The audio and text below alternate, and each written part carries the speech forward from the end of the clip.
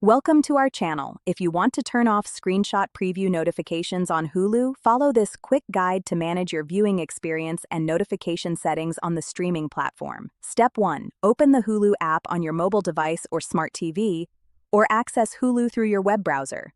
Step 2. Log in to your Hulu account if you're not already signed in. Step 3.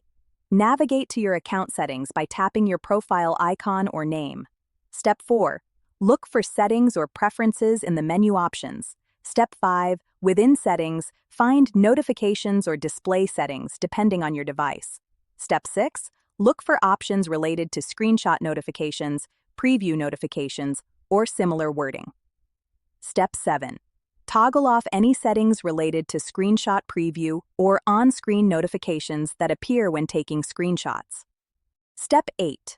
On mobile devices, you may also need to adjust app permissions by going to your device's settings, then apps, then Hulu, and managing notification permissions there.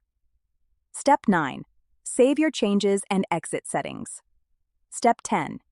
Test by taking a screenshot while playing content on Hulu to verify that preview notifications no longer appear. Don't forget to like this video and subscribe to our channel.